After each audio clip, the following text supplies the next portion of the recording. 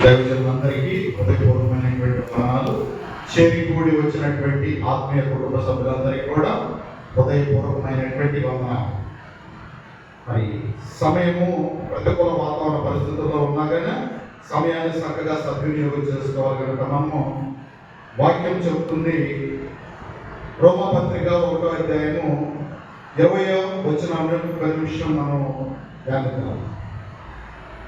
రోమాపత్రిక 20వ అధ్యాయము, అది 1వ అధ్యాయం 20వ వచనం. సార్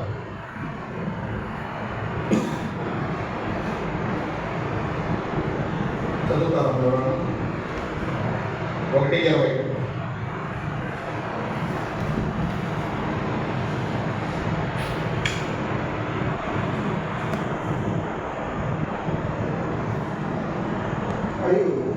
మరియు దేవుని అదృశ్య లక్షణములను అనగా ఆయన నిత్య శక్తియు దైవత్వమును జగత్తుత్పత్తి మొదలుకొని సృష్టింపబడిన వస్తువులను ఆలోచించడం వలన తేటపడుతున్నవి కనుక వారు విరుద్ధులై ఉన్నారు చెప్పి వాక్యం సెలవిస్తుంది.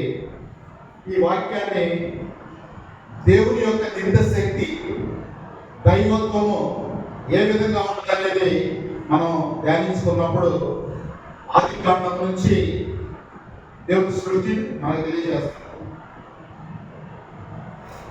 దాన్ని పాత నిబంధనలో ఉన్నటువంటి అంశాలను ప్రత్యక్షపరుస్తున్నటువంటి అపోస్తులైనటువంటి పౌలు గారు ఇక్కడ మనకి తెలియజేస్తున్నటువంటి ఏంటంటే, దేవుడు భూమి మీద బ్రతకమని సృష్టించాడు.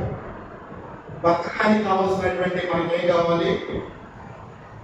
వివేకం కావాలి, జ్ఞానం కావాలి. మనిషికి కావాల్సినటువంటి రెండు ప్రాముఖ్యమైనటువంటి లక్షణాలు. ఒకటి వివేకము, రెండు జ్ఞానం. ఈ రెండుని మనము వివేకంతో బ్రతకాలి.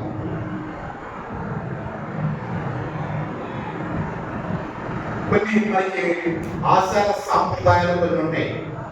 ఆచార సాంప్రదాయాలు మనం ఇప్పుడు కొన్ని పాటిస్తానే ఉన్నాయి, ఇప్పుడు కూడా పాటిస్తానే ఉన్నాడు.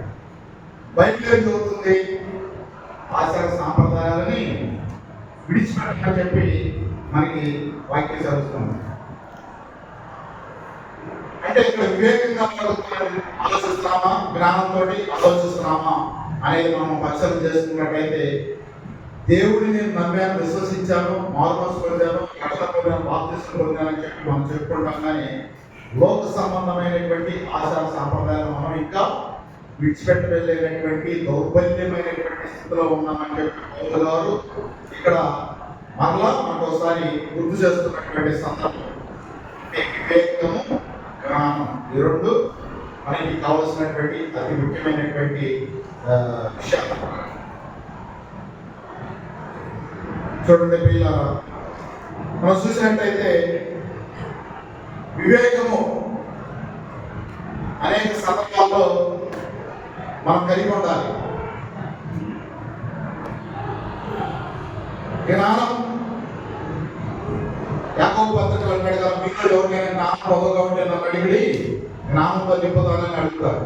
అంటే ప్రస్తుతం మనకు కావాల్సినటువంటి మరి ముందుకెళ్ళాలంటే జ్ఞానం ఉండాలి. ఆ జ్ఞానం కొరకు ఎవరి దగ్గరికి రావాలి?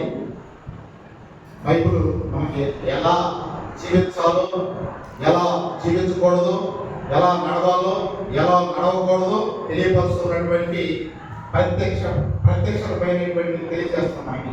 అందుకని ఈ బైబిల్ని మనం క్షుణ్ణంగా చదువుతున్నప్పుడు వివేచన ఆయన ఇస్తాడు, జ్ఞానం ఆయన ఇస్తాడు.